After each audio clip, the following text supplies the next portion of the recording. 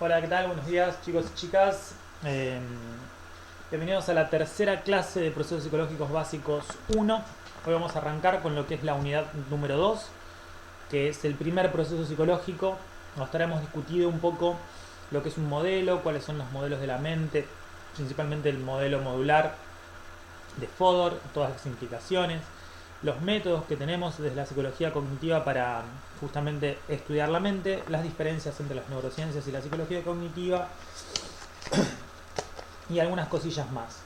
Hoy vamos a comenzar justamente con la unidad 2, como ven acá, clase 3, unidad 2, correspondiente a la semana esta del 30 de agosto.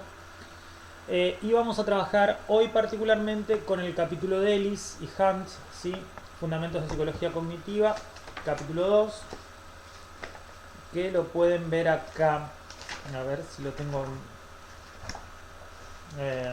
que se llama procesos perceptuales, y lo tienen acá. La próxima clase ya vamos a trabajar con el otro capítulo, el de Morris, ¿sí? Acá lo pueden ver. Bien, si quieren pueden ir siguiendo el libro.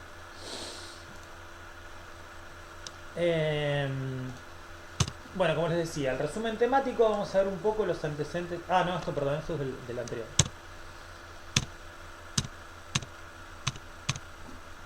Esta es la clase anterior.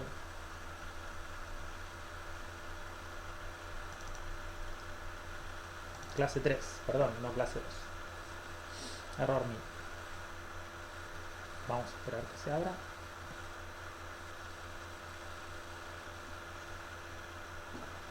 Ahí está. Unidad 2, percepción. Percepción no, percepción. Bien, como les decía, justamente vamos a trabajar hoy con el texto de Hunt y de Ellis, ¿sí? El capítulo 2, procesos perceptuales. Bien. ¿Cuál es la relación entre estímulo y percepción? Uno intuitivamente pensaría que ve o observa o siente el mundo como es, las cosas como son.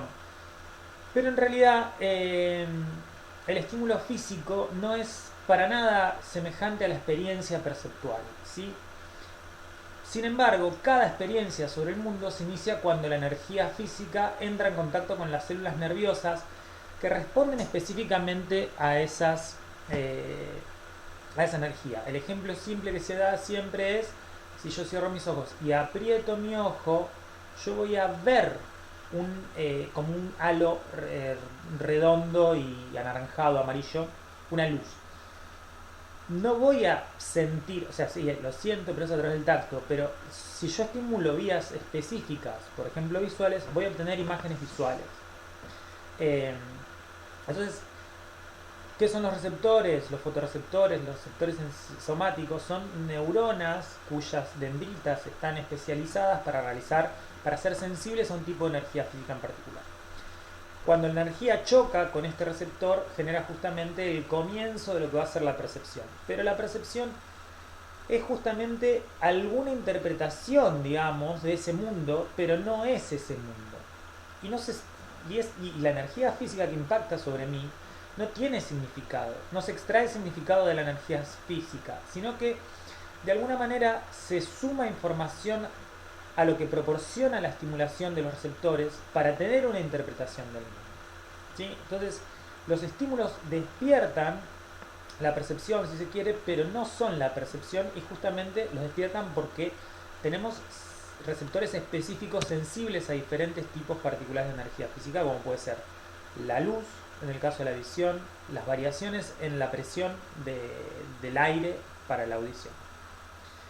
Bien, para comenzar a comprender el procesamiento de la información perceptual, tenemos que entender un poco algunas cuestiones de cómo funciona, digamos, cómo se cree que funciona la función sensitiva. Primero y principal, el mundo, digamos, está ahí y nosotros sentimos que estamos en tiempo real del mundo, pero estamos todo el tiempo viendo una foto un poco atrasada. ¿Por qué? Porque nos demoramos en procesar esa información. Entonces siempre estamos un milisegundo atrás de lo que está pasando. Y por otro lado, como demoramos, necesitamos una mayor continuidad en lo que nosotros percibimos, o sea, desde que la energía dejó de impactar sobre mí, sobre por ejemplo el ojo, hasta que yo lo percibo pasa un tiempo. Entonces la energía esa que ya la vi ahí ya no está más, de alguna manera, pero yo la estoy procesando. Lo que me permite realizar esto es justamente lo que se conoce como registro sensorial o memoria sensitiva, o huella sensorial, tiene varios nombres. ¿Qué es el registro sensorial? El registro sensorial es un sistema de memoria que almacena la información que llega a las células receptoras, ¿sí? Justamente una vez que se activan los receptores, se registra esta activación y se preserva este registro, ¿sí? Es como hay un patrón de configuración de disparo, que son todas las, por ejemplo, yo tengo neuronas que responden a tal específico color, se activan cuando lo perciben y queda un registro, queda en activación esto.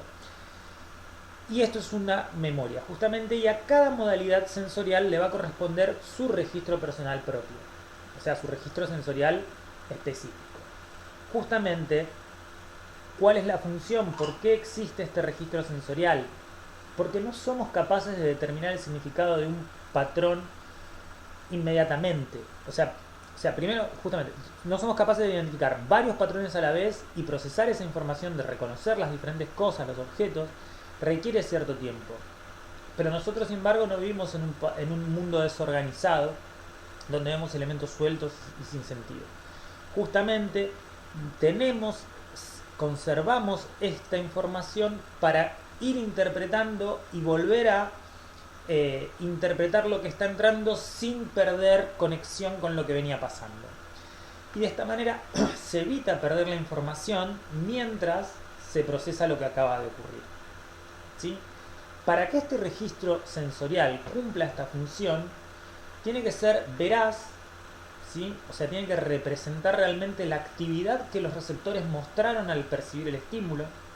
Tiene que ser amplio en el sentido de que tiene que tener toda la información y tiene que ser breve, porque si el registro sensorial permaneciera, yo estaría procesando estaría detenido en el tiempo procesando siempre la misma información. Tiene que tener un tiempo y después tiene que decaer.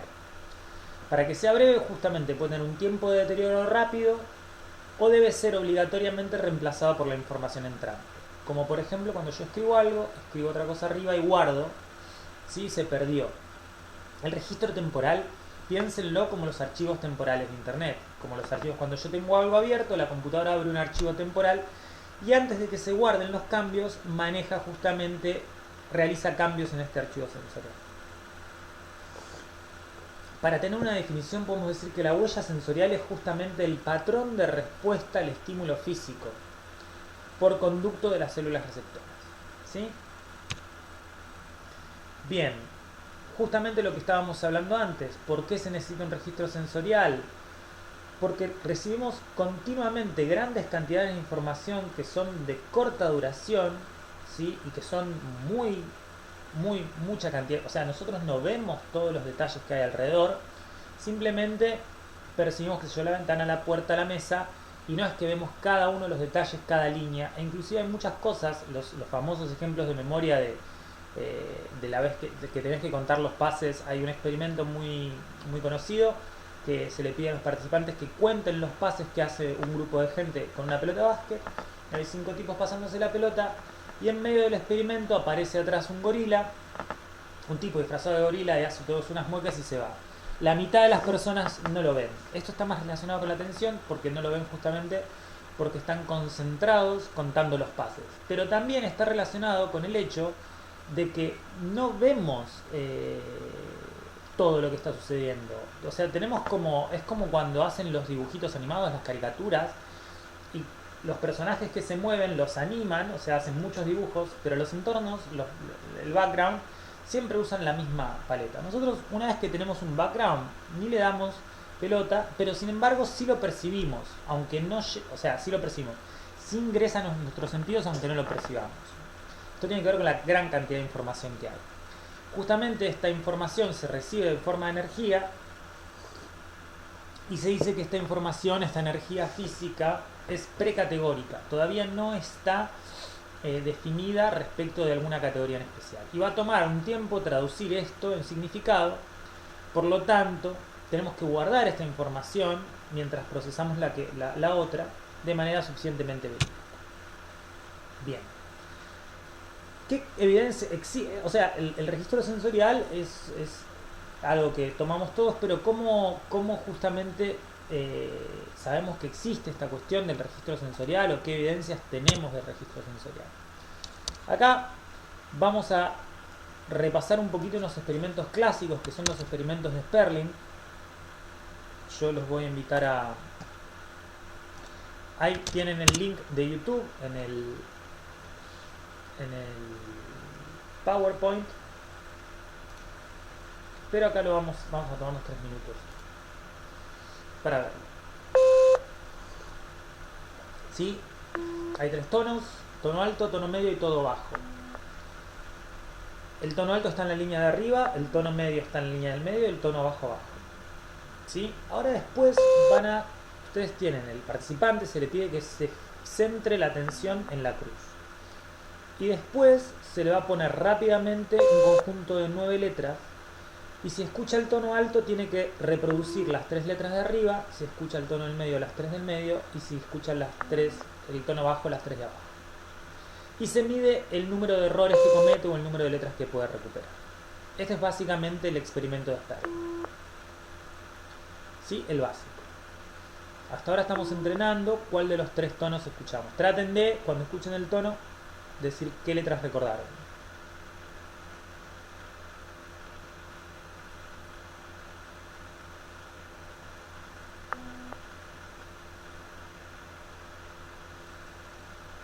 Ay, yo ni escuché el tono.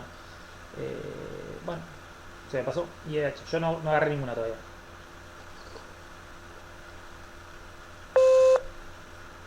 Ese fue alto. BEI. BHG. BEI. Leí cualquier cosa. A ver. Malísimo más con esto,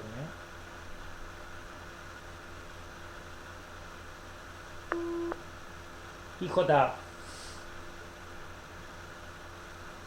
Ah, IJB. Igual yo escuché el tono grave. Uy, estoy cada vez peor. No estaba prestando atención tampoco, Y vamos a ver. IAC. IHB. Bueno. IAC. Bueno, estoy leyendo reglas. Julio. BDH. Ah, me estoy confundiendo los tonos. Qué desastre. Hace 20 millones de años que toco. Bueno, es que no le presté atención al entrenamiento porque estaba hablando del entrenamiento. Así que me voy a excusar de ese detalle. Bueno, la cuestión este es el procedimiento que Sperling utilizó para justamente lo que se ve es que, excepto en mi caso, que soy un sujeto excepcionalmente malo, las personas no tienen tiempo suficiente de recordar ni de memorizar todas esas letras, pero pueden reproducir las letras justamente. Cuando yo les pido que reproduzcan todas las letras, ¿sí? Esto que se llama informe completo, que lo vemos acá en el gráfico, o sea, el informe completo es cuando yo te presento, no te presento ningún tono, digo cuáles son todas las letras que viste. La gente tiende a recordar entre 4 y 5 letras cuando se le pide esto. Ahora, yo puedo simplemente, con este truco que inventa Sperling, de separarlos por sectores, que vos recuerdes nada más que 3 de esas. Entonces esto es una carga cognitiva menor y me permite ver justamente si vos mantuviste la imagen en la retina de alguna manera. Y cuando un informe parcial inmediato vemos que las personas recuerdan 10 letras en promedio, o sea, 10 letras en 3 o 4 sesiones, ¿sí? De esto se desprende que el registro sensorial contiene más o menos 9 elementos. Y otra cosa que es otra variante que se hizo es justamente empezar. Entonces esto muestra primero que existe un registro sensorial, que aunque yo no lo vea y conscientemente no lo vea, si yo te pido que me digas qué es lo que había, vos lo podés hacer. Bueno, excepto yo, que me salió muy mal, pero traten de hacerlo ustedes en sus casas.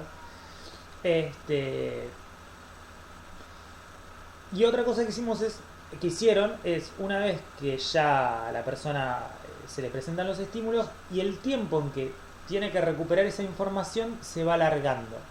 que esto tiene que ver para ver cuándo decae la memoria justamente sensorial, el registro sensorial, y deja de funcionar.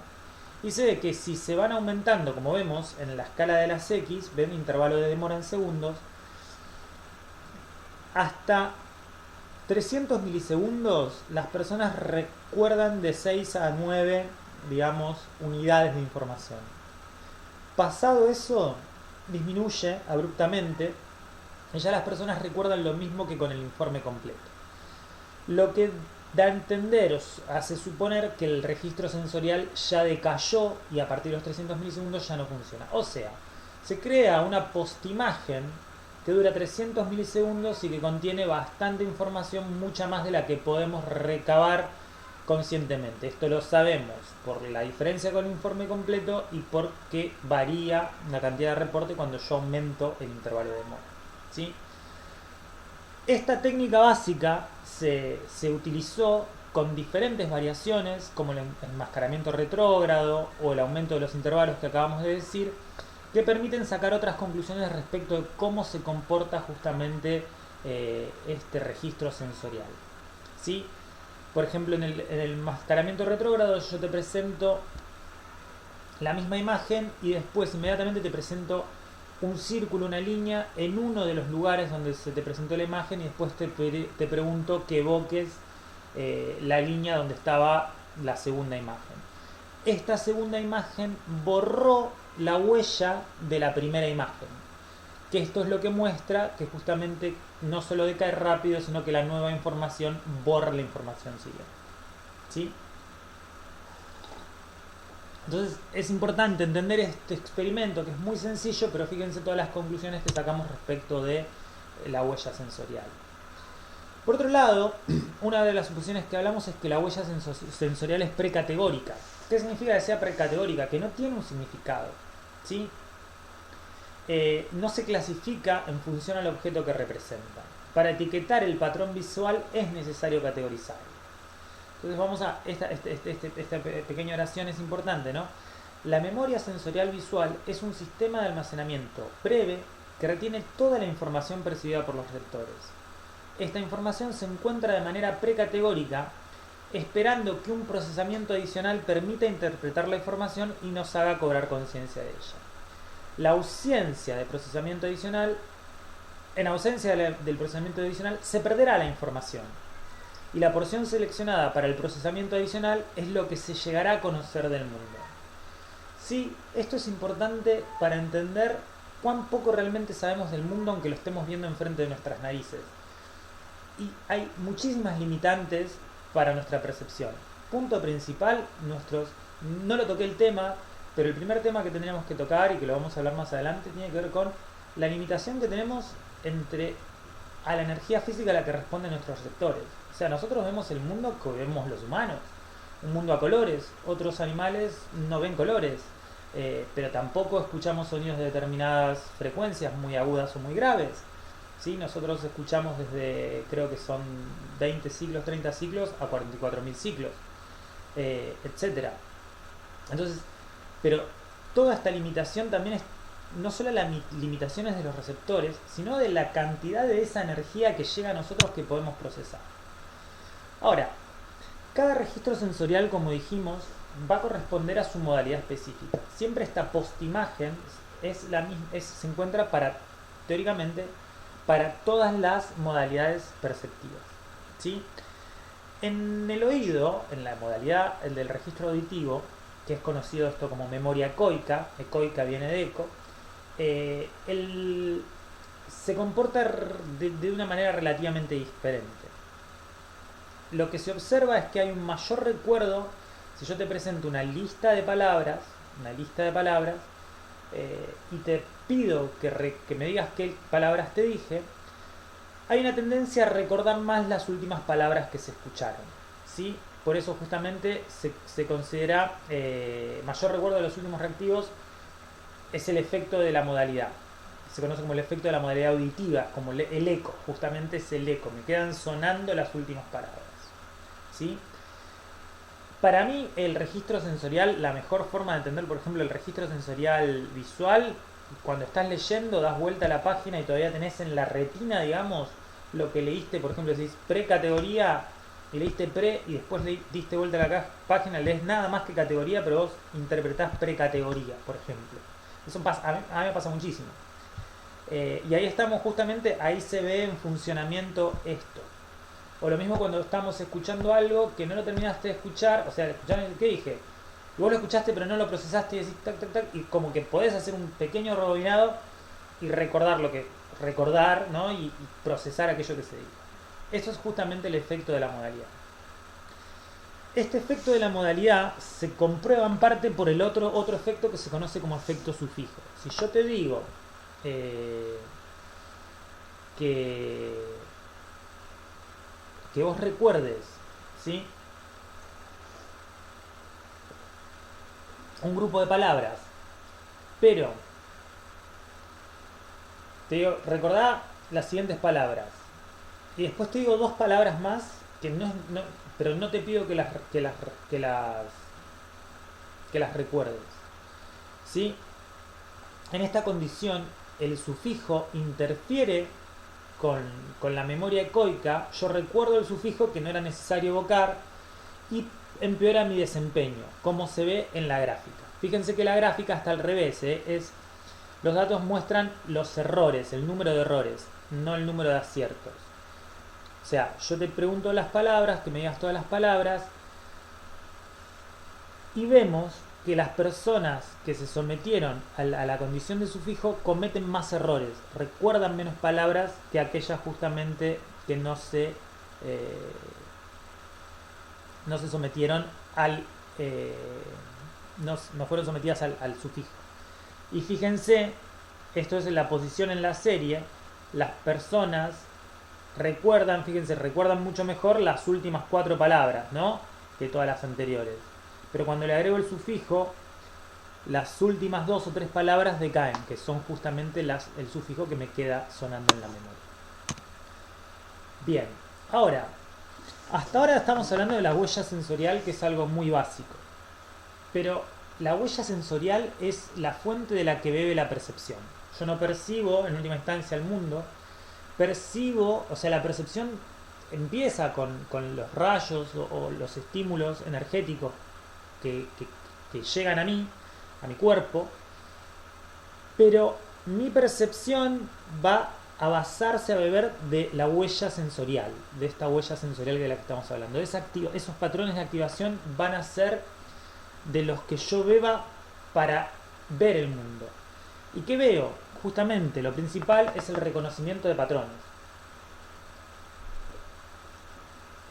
¿Qué son los patrones? Los patrones es todo: una silla, una mesa, una persona, caminar, correr. Es una configuración. Y yo lo que reconozco en el afuera son estos patrones, que son justamente el mundo de significados en el que vivimos. Ahora, los patrones, si bien parecen que son cuestiones fijas, ¿sí? Una mesa siempre es un rectángulo con 4 patas, o puede ser 3, qué sé yo. Yo nunca en realidad veo un rectángulo. Jamás en la vida veo un rectángulo, a no ser que me suspenda arriba de la mesa. Sin embargo, todos sabemos y asumimos que la mesa es rectangular. ¿Cómo podemos ver algo y entender que es rectangular si nunca lo vemos como un rectángulo? Si yo tengo este vaso acá y yo miro esto, yo en realidad lo que llega a mi retina no es un círculo, es un óvalo, es claramente un óvalo. Pero yo lo veo como un círculo, lo veo redondito. Esto muestra la flexibilidad que tenemos en el reconocimiento de los patrones. No estamos fijados a lo que vemos, sino que vemos patrones que son mucho más flexibles. Justamente lo que yo les decía, la capacidad de reconocer de manera correcta la misma energía física como distintos patrones o diferentes patrones de energía física con el mismo patrón, es lo que dice, bueno, el reconocimiento de patrones no es algo tan sencillo, ¿sí? ¿Se entiende esto? Impacta esto. Acá impacta de una manera la taza y acá impacta de otra manera la taza, y yo la sigo reconociendo como una taza y la sigo reconociendo como redonda, aunque ninguna de las dos la vi como redonda y no son equivalentes. De eso habla de la flexibilidad y cómo diferentes energías físicas desencadenan el mismo patrón y mismas energías físicas pueden desencadenar diferentes patrones. Entonces, ¿cómo extraigo significado de la experiencia sensorial? ¿no? El reconocimiento de los patrones, ya dijimos, es a partir de este registro sensorial, no de la experiencia. ¿Y cómo hago para que esto tenga significado? Bien, claramente el reconocimiento de los patrones tiene que estar relacionado con la memoria. O sea, los patrones en algún lado tienen que estar almacenados y decimos que que eso va a ser obviamente la memoria. Ahora, el reconocimiento de patrones es el proceso mediante el cual se adquiere significado e incluye el igualar la información sensorial con el almacenamiento en la memoria. Pero ¿cómo se alcanza el criterio de validez? ¿Cómo cuando yo dejo de explorar y decir, bueno, esto ya no es memoria y esto es el patrón? ¿Sí? Donde digo, acá hay un match con el patrón. ¿Sí? Acá, por ejemplo, vemos un ejemplo de este análisis de patrones y el efecto del contexto, que lo vamos a ver más adelante. En la primera línea vemos un gallo, un conejo, y al último vemos lo que parecería ser una simpática ratita. ¿Sí? Y abajo vemos personas, y al último vemos algo que parecería ser un pelado sonriente con lentes y un solo ojo. Entonces, eso es lo que yo les decía, es el mismo patrón de estimular que recibe mi retina, sin embargo yo reconozco patrones distintos. Esto habla de la flexibilidad que yo tengo y que influye entre muchas cosas el contexto. Bien, existen diferentes teorías para explicar el reconocimiento de patrones. La teoría más básica es la teoría del modelo. Básicamente la teoría del modelo dice, existe una base de datos en mi cabeza donde están representados todos los objetos. Yo veo un objeto, un patrón de estimulación, y macheo ese patrón de estimulación, o sea, lo voy comparando con todos mis recuerdos, y me fijo en cuál cabe. Si es un poco como el juguete ese de los niños, que hay que meter el círculo en el círculo, el triángulo en el triángulo. Ahora, tendríamos que tener una capacidad de almacenamiento de memoria infernal, o sea, reconocer un montón de cosas, y además, considerando que nunca veo dos objetos del mismo ángulo, o sea que la luz nunca impacta, no explica la velocidad y la exactitud y la flexibilidad con la que yo reconozco patrones. ¿Por qué? Porque si es una base de datos muy larga, yo voy a tardar mucho tiempo en explorarla. Y justamente si a cada patrón le corresponde un modelo, tendría que tener infinita cantidad de modelos.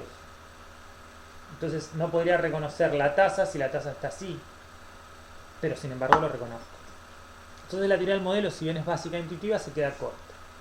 Entonces lo que se propone es que pueda haber un procesamiento en paralelo y en serie, y es como sigue siendo una teoría de modelos en donde se compara con los modelos, pero en vez de hacer una comparación este con este, o sea, empezar en serie comparando con cada uno de los modelos, se comparan los modelos en serie. Los problemas que tiene, que sigue siendo un poco también, tendríamos que tener una capacidad computacional para hacer esa comparación toda junta muy fuerte. Entonces,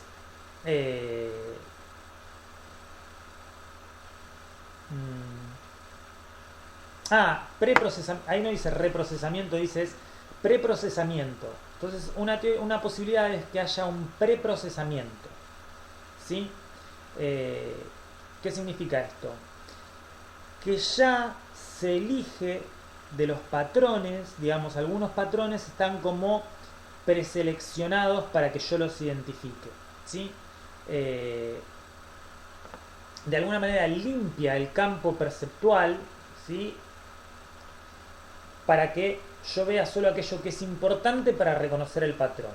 ¿Sí? Es como separa la figura del fondo. Eso sería el preprocesamiento. Pero bueno, el problema es cómo reconocer la variedad, justamente cuando yo no espero un patrón, pero sin embargo lo puedo reconocer. Y además explicar cómo podría ser el preprocesamiento para limpiar ese patrón sensorial. O sea, yo percibo absolutamente todo, imagínense esto. Entonces, justamente no, hay algo, un preprocesamiento que limpia y me hace ver en algunas cosas y otras no. Entonces esto plantea un montón de interrogantes respecto de cómo sería este procesamiento y cómo funciona, aunque suena lógica la idea como dentro del modelo, y una posibilidad justamente que la información contextual esté operando para que yo espere ver determinada cosa, entonces reconozca más patrones que otros. Hay un montón de evidencia de que esto sucede, como vimos en la caricatura anterior. Y la otra teoría, de la cual se derivan un montón de teorías, que son teorías en general respecto de cómo se reconoce el patrón, son las teorías de las características. que son un conjunto de teorías que van a decir justamente que lo que nosotros, que van a tener ciertas características en comunes, todas las teorías de las características. Teoría de las características porque habla justamente de los elementos, ¿sí? Va a decir que primero tiene que se da, el reconocimiento de patrones se da por un proceso de análisis por síntesis. El análisis significa el rompimiento del patrón sensorial. Yo ya no percibo todo, ya no es que comparo modelos holísticos, modelos completos, sino que lo primero que hago es, cuando llega toda la información, el ojo la descompone, o la mente la descompone. Y después la va a reconstruir entre sus componentes, y en esa reconstrucción, ¿sí?, va a ir comparando cada elemento con los elementos que contiene la memoria y la organización de los elementos que contienen la memoria, hasta que encuentre alguna organización nueva, esto es una síntesis, que sea lo suficientemente similar a algo almacenado en la memoria. Y ahí genera la decisión sobre la suficiencia de la igualdad y dice, este es este patrón. Fíjense cuán parecido es esto a las ideas de Wundt, ¿sí?, de la apercepción como un proceso de síntesis creativa. Les recomiendo que vuelvan a leer a Wundt al respecto de esto, que vieron en Historia de Psicología Científica. Que los contenidos de conciencia y cómo se organizan. La otra característica que todas las teorías de conciencia de las características suponen es justamente la existencia de características, ¿sí? Lo primero es que el proceso de macheo de patrones es a través de este proceso de síntesis y análisis y síntesis. Pero la otra suposición es que los patrones consisten en configuraciones de elementos que pueden descomponerse en elementos básicos, ¿sí? Y en la memoria no están almacenados todos los patrones, sino que simplemente están almacenados los patrones como listas de características, ¿sí? Por ejemplo, yo tengo cuatro patas y sirve para sentarse, y 4 patas y sirve para escribir. Una es una silla, la otra es una mesa. Entonces yo veo 4 patas y sirve para sentarse, sé que es una silla, lo descompongo el patrón perceptual y digo 4 patas. Pero ahora, ¿con qué machea? Para sentarse, para sentarse, silla, ¿sí? Entonces no es necesario comparar los patrones, pero sí es necesario transformar el patrón al mismo código de reconocimiento. O sea, destruyo el patrón perceptual que yo estoy teniendo, lo descompongo en sus elementos y después lo reconstruyo en este tipo de enunciados tipo 4 patas sirve para sentarse. Esto hace que la memoria a largo plazo no tenga que tener una lista infernal de características, sino que porque cada patrón va a ser representado por la activación de un subgrupo de características en particular.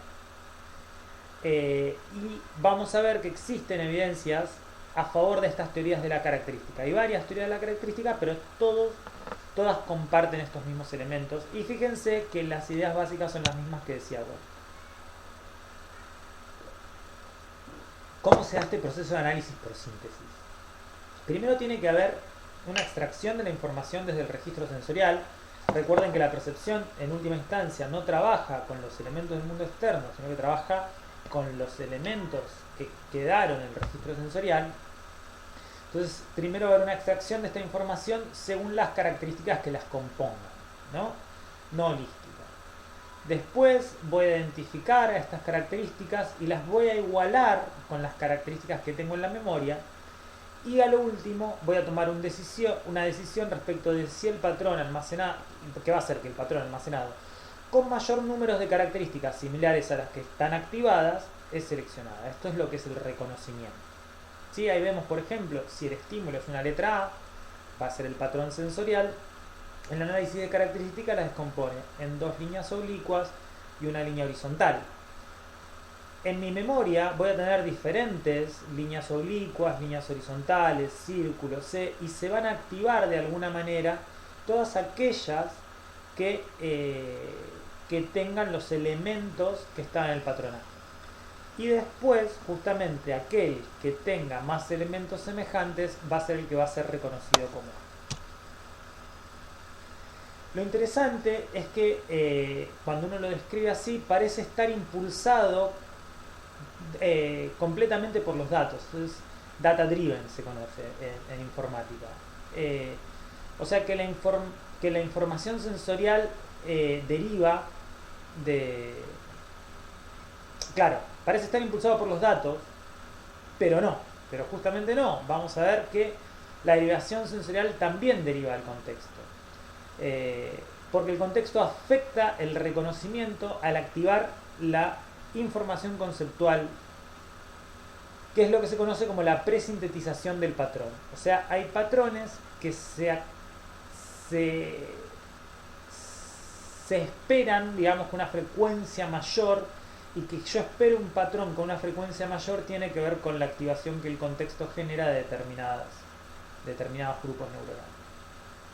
Entonces, esto nos lleva a los modelos, o a tratar de incluir en estos modelos de características el contexto y el procesamiento inducido conceptualmente. Hasta ahora es como eso, esto de que está impulsado por los datos, parecería ser que yo veo algo y todo eso dispara, toda esa cuestión de esa cascada de procesos en mi mente que llevan al reconocimiento. Esto es lo que parecería ser, ¿sí? Pero justamente lo que se observa es que el conocimiento de que puede pasar lo contrario, ¿no? Que sería un procesamiento inducido, o sea, desde mi mente está esperando ver alguna cosa y mi mente va a ver eso que está esperando ver. Vamos a decirlo en criollo. El contexto, pero ¿cómo puede hacer el contexto para influir en lo, o sea, cómo puede ser algo que yo no estoy viendo de alguna manera influir en lo que voy a ver? Eso es medio loco, porque si yo no tengo ninguna estimulación para percibir tal cosa, ¿cómo es que aumenta la probabilidad de que yo lo perciba si tengo una motivación interna que hace eso? Bueno, en realidad lo que puede hacer es restringir las posibles selecciones entre los patrones entrantes, ¿sí? Va a decir, bueno, en esta serie espera un animal, en esta serie espera un humano.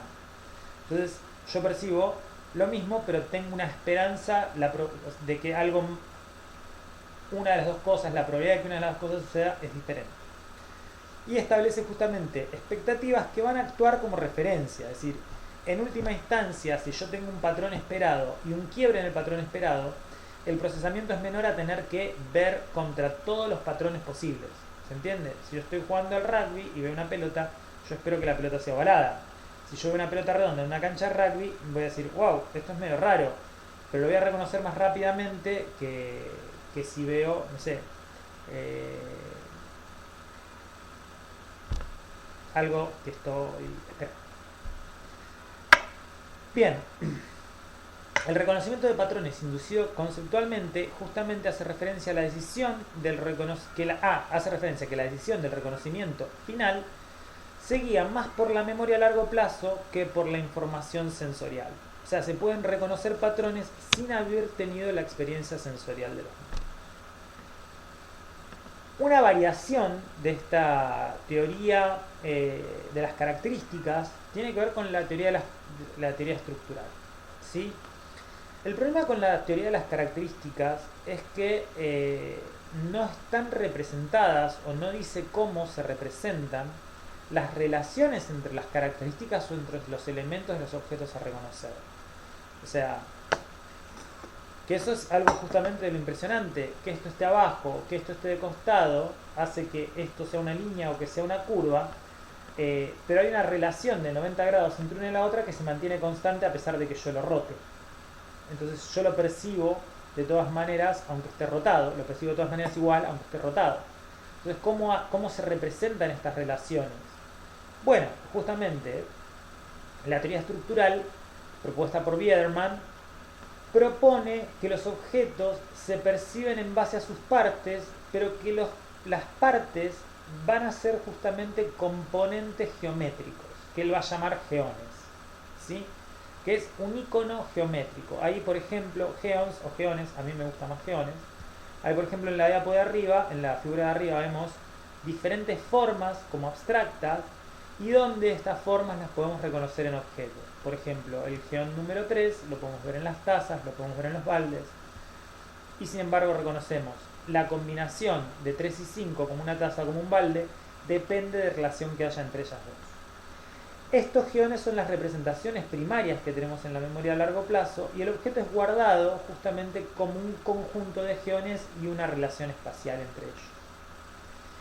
Acá yo quiero llamar la atención sobre un aspecto que hablábamos en la clase anterior respecto de la compensación entre estructura y procesamiento. Fíjense cómo de repente la estructura mental que se supone existe para reconocer patrones, acá es mucho más compleja. Lo que aumenta la velocidad, disminuye, digamos, la necesidad de procesamiento. Estamos, por ejemplo, hablando de una teoría de modelos que requiere muchísimo procesamiento y además un montón de modelos de memoria. Yo voy cambiando la estructura supuesta de la mente y voy a encontrar que se requieren diferentes procesos. Cuando cambio un proceso, cambio la estructura. Cuando la estructura es muy compleja, compenso con los procesos, y cuando los procesos son muy complejos, compenso con la estructura. ¿Sí? Entonces, para justamente Biederman, el reconocimiento de patrones tiene que ver con el análisis sensorial de los geones y sus relaciones espaciales. Y la ventaja que tiene es que se necesitan muy pocos geones, vamos a llamarlos modelos si se quiere, para representar la totalidad de objetos. Pero sigue estando el problema de, al fin y al cabo, cómo es que se relacionan estas relaciones espaciales. Bien.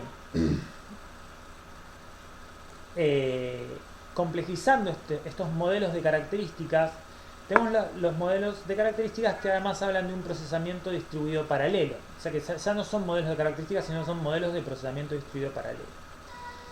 Que lo que tiene de diferencia con los modelos anteriores es que no parten de cómo las computadoras resuelven problemas o de cómo podemos programar en una computadora determinada solución de problemas, que es, digamos, la cibernética del primer orden, que es lo que vemos en la psicología cognitiva clásica, sino que se centran más en el funcionamiento del cerebro.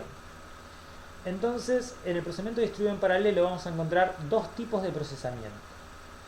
Primero, que toda la información se procesa de manera simultánea, holística, pero que a la vez las partes del objeto se procesan simultáneamente al objeto completo. Entonces yo estoy viendo el todo y las partes al mismo tiempo.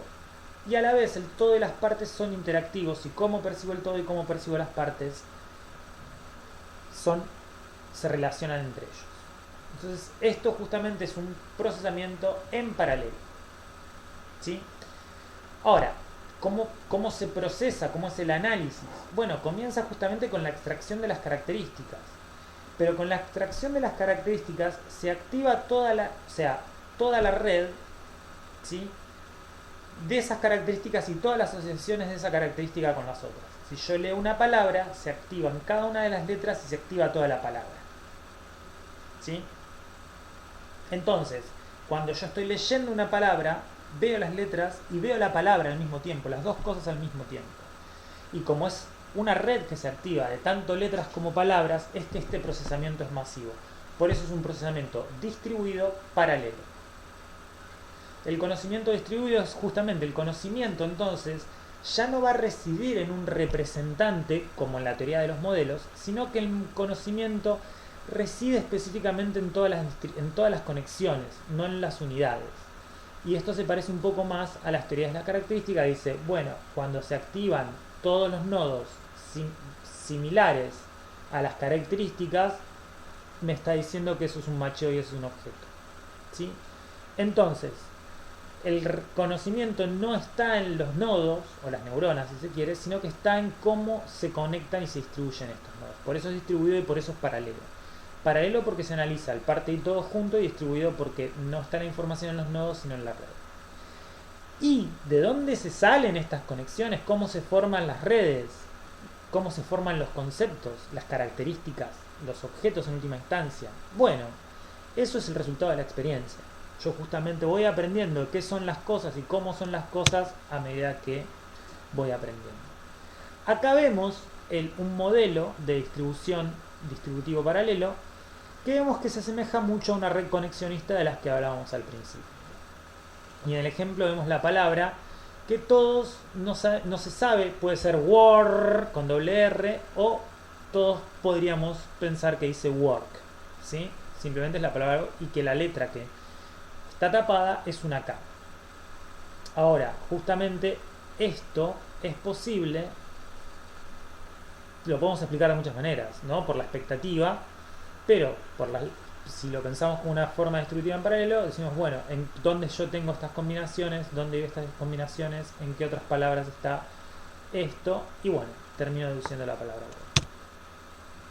Bien, ahora, por último, vamos a hablar un poco de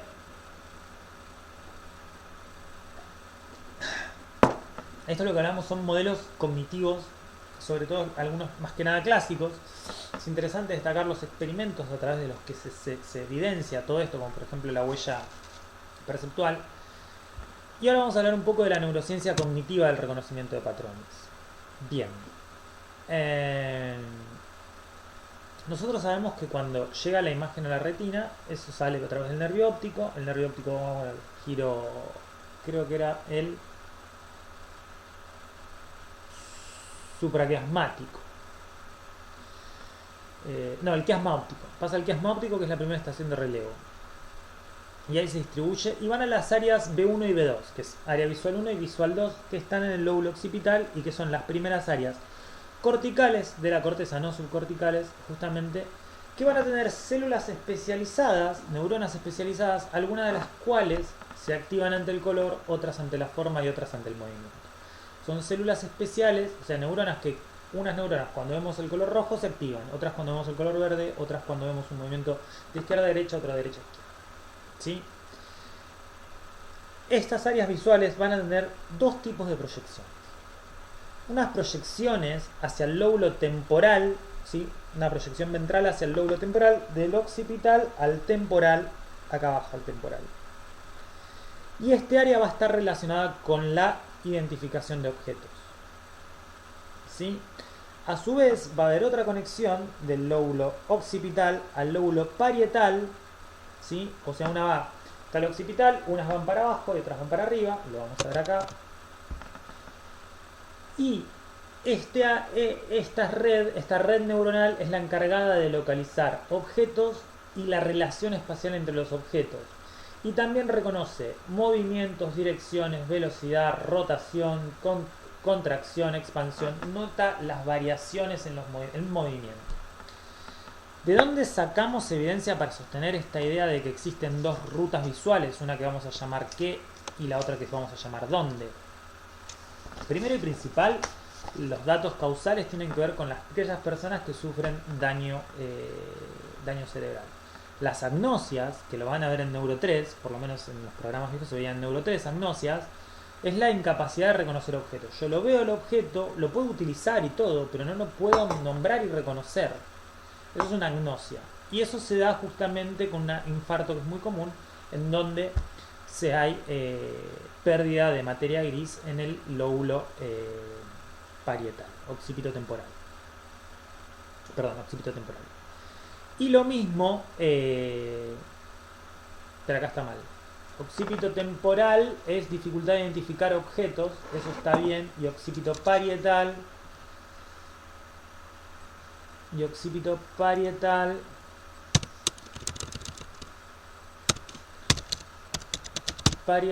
tiene que ver con la dificultad de orientarse.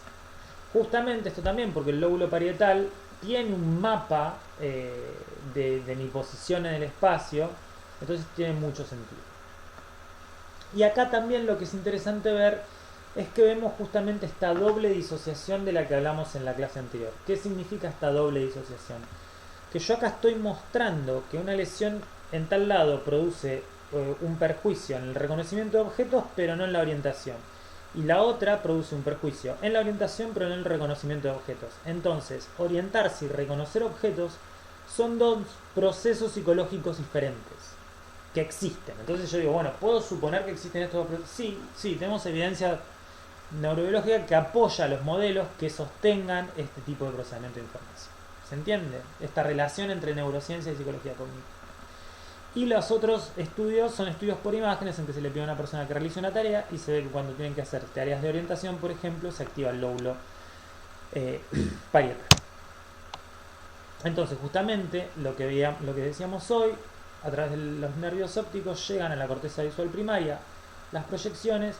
Unas salen hacia el occipito temporal, que es el sistema que es el que me permite reconocer objetos, y la otra es la ruta occipito parietal, que me permite reconocer el movimiento de los objetos.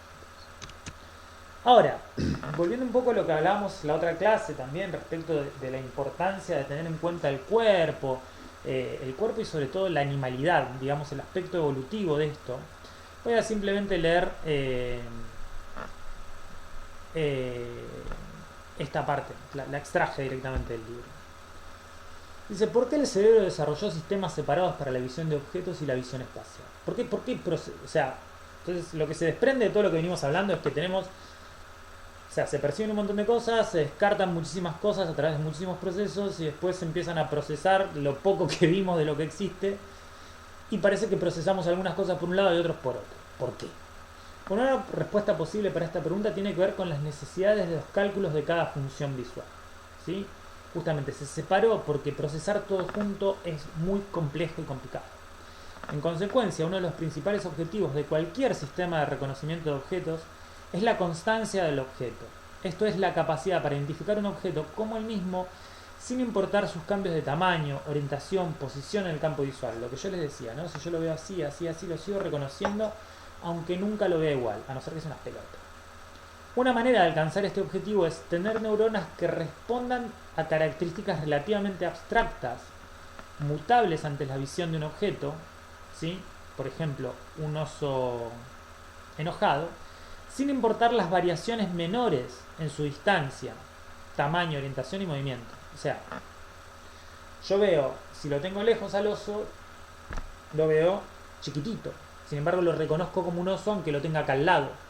Entonces, soy insensible en el reconocimiento de objetos a la información relacionada con su tamaño. La existencia de tales neuronas permitiría la detección rápida de estímulos importantes, como tal oso enojado, pero un reconocimiento tan rápido se alcanzaría a costa de saber qué tan lejos se encuentra el oso. O sea, como abstraje un montón de aspectos del oso, entre las cosas a las que no le di importancia tienen que ver el tamaño.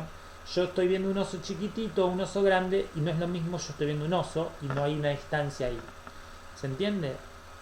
O si está a la derecha, porque esa información yo la capté justamente para hacer más rápida el reconocimiento del objeto.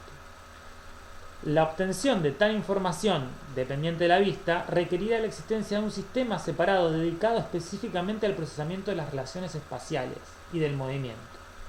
Y de ahí la necesidad de rutas occipitoparietales, sistema DOM. Entonces, aunque inicialmente sería contrario al sentido común, las separaciones de estas funciones visuales, entre las que conciernen al qué y al dónde, parece ser una solución adaptativa al procesamiento de la información visual. ¿Se entiende? Yo creo que es bastante claro. Y justamente acá pongo el ejemplo de una leona cazando, ¿sí? Este procesamiento visual me permite adaptar rápidamente mi dirección a la dirección de la presa, pero yo tengo que ser muy sensible al movimiento. Pero justamente tengo primero que reconocer en este caso que es un jabalí y después poder moverme respecto de eso. Y fíjense que tiene mucho sentido que haya evolucionado un tipo de situación así, porque imagínense un depredador en la sabana o nosotros como cazadores y recolectores. Primero y principal, los animales que vamos a cazar se camuflan, entonces tengo que reconocerlos, lograr reconocerlos, o en la recolección tenemos que reconocer los frutos que son comestibles. Entonces el reconocimiento es importante, pero el reconocimiento solo no me sirve justamente para acomodar mi conducta. Justamente, ¿y qué dirige la conducta hacia los objetos entonces? Y ahí es justamente donde este sistema donde debe pensarse más como un sistema cómo que como un sistema dónde. ¿En qué sentido? Es a qué distancia de mí está y qué acciones debo realizar para alcanzarlo.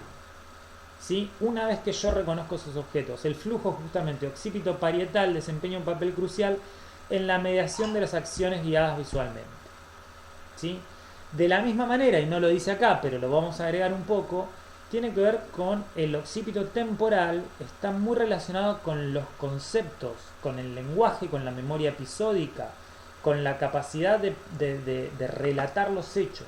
¿Sí? El sistema visual que se evolucionó se puede suponer que también en otros animales, para reconocer objetos, también me sirve a mí para almacenar conceptos. Entonces, fíjense cómo todo está un poco relacionado. Bien. Respecto entonces a las bases neuronales del reconocimiento de objeto, vamos a ver esto que decíamos, ¿no? Que las células individuales de la corteza visual responden de manera selectiva a caracteres específicos simples, como las líneas, los puntos. Y esto está mostrado, hay muchísima evidencia que muestra esto. Como que, ¿cómo percibimos? Bueno, parece que hay células que responden a líneas rectas, células que responden a puntos, y cada una se activa solo cuando ven eso. Y otras células responden a objetos de mayor complejidad, la famosa neurona de Jennifer Aniston. Inclusive tenemos neuronas específicas, una neurona específica responde a características muy complejas como la cara de alguien. Y también existen evidencias de que el daño cerebral puede generar deterioros muy selectivos durante el reconocimiento de objetos, como la prosopagnosia, que es la incapacidad de reconocer caras. De todos estos datos, nosotros podemos suponer que la representación de objetos no es una cosa que es un lugar donde se representan, sino estamos más cerca de estas teorías asociacionistas que habíamos hablado a lo último, ¿no? La representación de objetos se organiza en diversos niveles de complejidad, de característica, donde reconozco de características simples a combinaciones complejas. Y estos trabajan interconectadamente. Y por lo tanto el reconocimiento de objetos va a ser un proceso jerárquico que incluye la activación de características de orden inferior y las representaciones holísticas de orden superior. O sea, cuando yo reconozco un objeto se tienen que disparar o activar las neuronas que representan las características simples de los objetos, pero a la vez también las categorías que engloban esas características. Esto es lo que se conoce como un proceso de feedback y feedforward, ¿sí? Feedforward es de lo que entra, dispara cosas al nivel superior, y feedback, el nivel superior dispara o devuelve o preimprime activación en el nivel inferior. Entonces es esto de que yo también percibo lo que estoy esperando ver, eso es feedback, y feedforward es lo que estoy viendo va actualizando lo que yo estoy esperando ver. Y esto es un bucle de retroalimentación continua que permite que yo viva en el mundo ahora como si estuviese todo esto pasando en este momento, cuando en realidad estoy a unos milisegundos de distancia de la realidad. Entonces, todos estos modelos distribuidos en paralelo van a mostrar que el cerebro, y los datos neurológicos muestran, que el cerebro contiene múltiples niveles de representación, con diferentes niveles de abstracción y de complejidad de los representados en cada uno, y justamente que este reconocimiento de patrones reflejan los mecanismos de feedback y feedforward. Bueno chicos, lean el capítulo, cualquier duda o comentario lo pueden poner en el foro, y si no, nos veremos en la clase consulta. Que tengan una buena semana, hasta luego.